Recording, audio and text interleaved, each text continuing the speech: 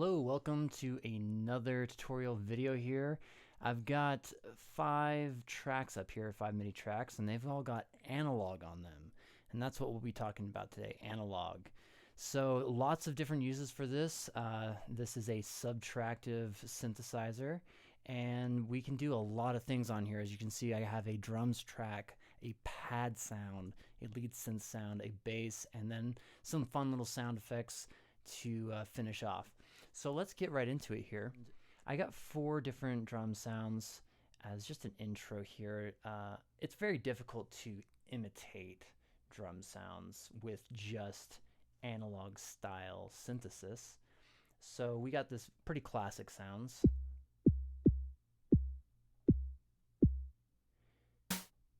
Snare there, little close hat, and open hat. Cool, so that's kind of similar to like some of those old school like 80s drum machines. Now with the kick, my intent was with this is just have a transient and a tone. So oscillator 1 acts as the transient, and the way that I get this transient is through an actual pitch bend. So clicking on oscillator 1 here, I can see the info section changes to the pitch envelope, and I'm going up from 8% down to 0% over 20% of the time. So if we mute out oscillator 2, we just hear that. We hear how that changes. Now I got a low pass filter on here to filter out all those higher frequencies, so that's good, and a pretty short envelope on the amp 1 to 50 milliseconds here. So then the oscillator 2 serves as that tone. And it's kind of got like a swell to it. And that's done in the amp 2 section, about 250 milliseconds on the decay, and then the attack is about 50 milliseconds. So together, just like that. All right, next we have the snare, and for this one I use both oscillators and the noise generator. I've got the noise and the oscillator 2 going to filter 2 and amp 2, and then oscillator 1 across the top. So for oscillator 1, we just have the kind of tone of the snare drum itself. Then the noise generator and the oscillator 2 kind of provides just a little bit of harmonic on top, just a little something extra, and the noise is just the sizzle of the snare. So yeah, and we just got like a low pass filter here and a high pass filter there, just to kind of separate out the frequency range there. Next, for the hi-hat, I got a close and an open. So all you got to do with this is just start with a close, and you just want a really short transient sound, something that's high pitched and provides you like, yeah, very simple. So the oscillator 1, I just have a wave shape for random, and that gives you some white noise. Pitch, actually pitch doesn't even really matter. So you can leave that alone, doesn't matter. And then just tune your filter to taste, maybe get a little resonance on there. I feel like that gives it a little bit more of a point. And so yeah, you just kind of play around with that until you get kind of almost the right pitch you want. Amp is going to be, like I said, very short transient here, so we're talking about 5 milliseconds there, as short as it goes. And I'm using just two different sources for noise just to kind of give it a little bit more character. So that gives me that. Noise is kind of high there. So together it kind of combines to make a cool sound. And then all you have to do really for this to create an open snare is copy your close to any other track. And this is what I've done here. And all I did is just open up those filters for the decay, the transient decay, to now be longer. So we'll just throw in some random number. I may not even be using the envelope. Yeah, decay on this doesn't even matter because I'm not even using envelope amount to affect the frequency knob. So amp, throw it up as well.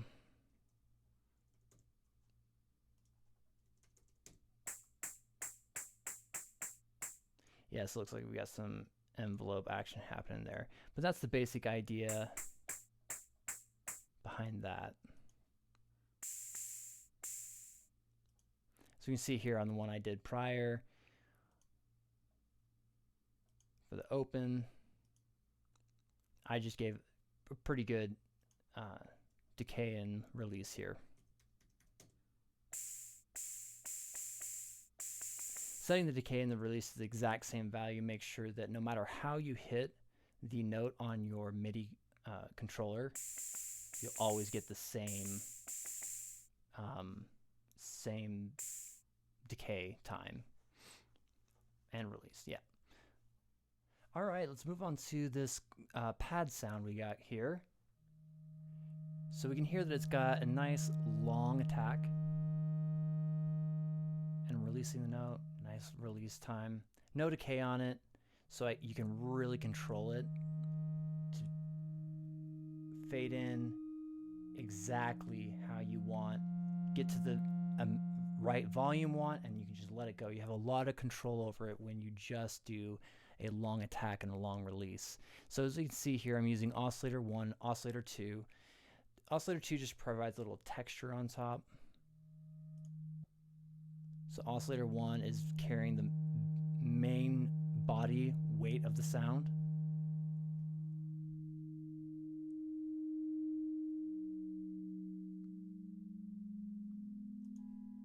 And oscillator 2 gives us a little bit of harmonics on top. So each one of these are just going to be set to, I have set here to like a long attack, release, and decay. See on oscillator 1, have that sustained to maximum, and then oscillator 2 has a different character on top to where it's always, it changes, its envelope is different over time, so you get a little bit more variation in your tone. And now we have the lead synth sound.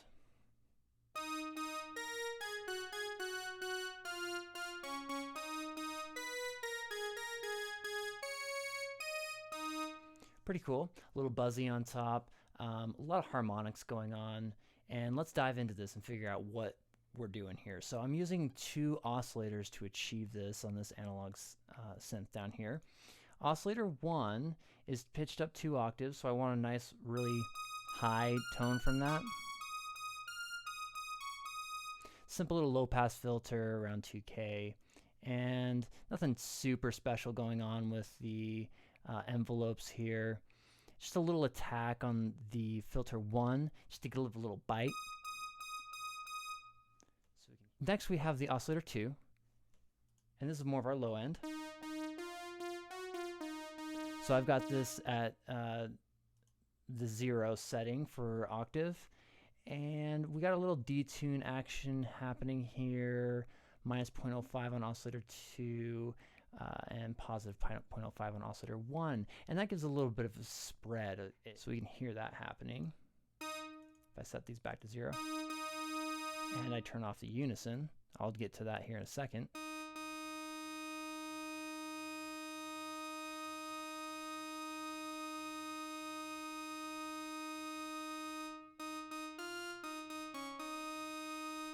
Yeah, that's just a really common technique to get a really big sound. Now, unison does effectively the same thing. It actually doubles up the oscillators, and this detune amount does the exact same thing as these detune amounts here. And so that's what gives us a really big sound from just the 2 oscillator now to essentially 4 oscillators.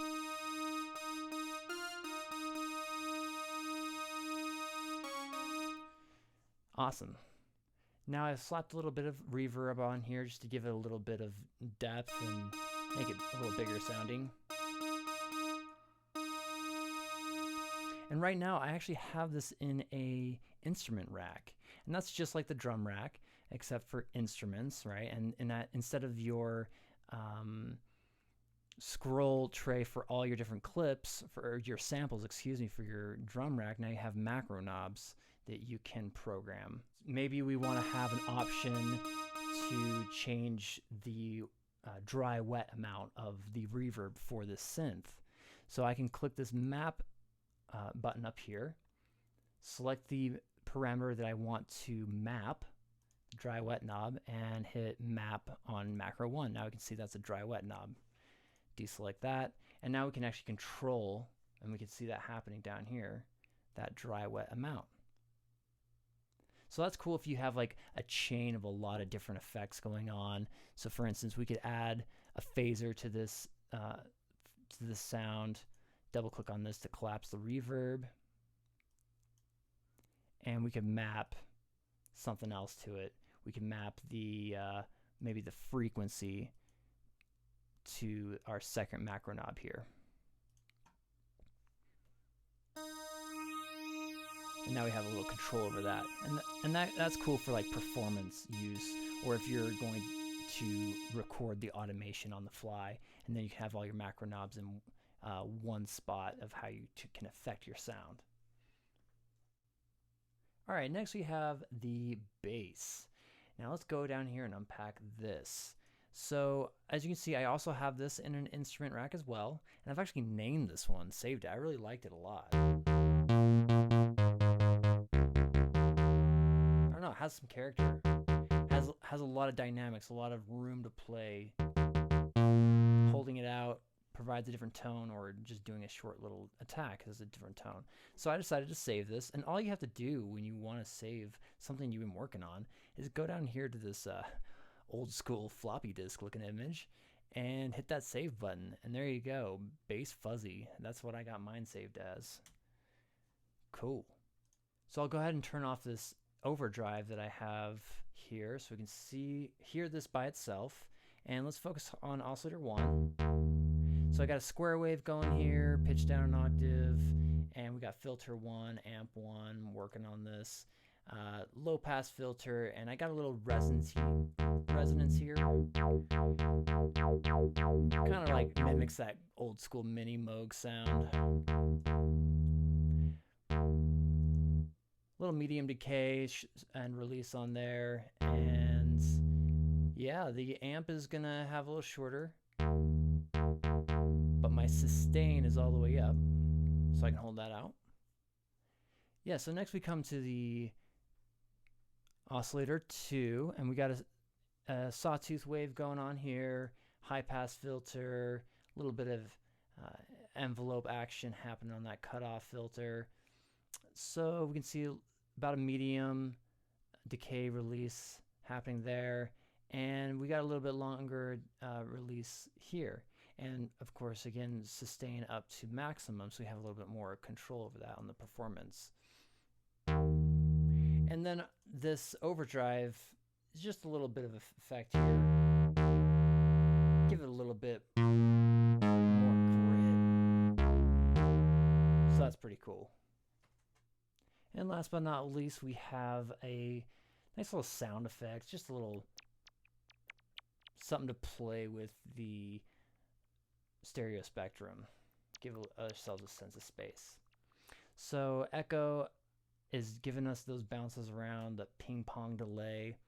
And I don't have this in an instrument rack yet. I like this one. So I can just select everything here in the device tray and right click and hit group or Command G, just like I had with the bass and this synth. So let's go ahead and work on this. I'll turn off the echo. Pretty simple what's going on here. Oscillator 1 is the only thing doing any work. A nice high envelope on the pitch decay. So we kind of hear that. Now I got really short release and decay here on the amp, so I always make sure I get a nice pointed transient on there with the amplitude. And filter, same action. High resonance on there. I just wanted something that was really wet and really made a statement for itself. And have the envelope doing a lot of work on that cutoff frequency.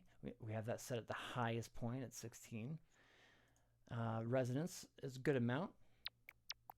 And that's what gives us that little sound there. So turning on the echo again. See how that works. All right, so I hope that this gave you a quick introduction to analog so you can go ahead and dive in and start making your own patches. And there's so much you can do here, even with just a couple of oscillators. A lot of cool stuff can happen.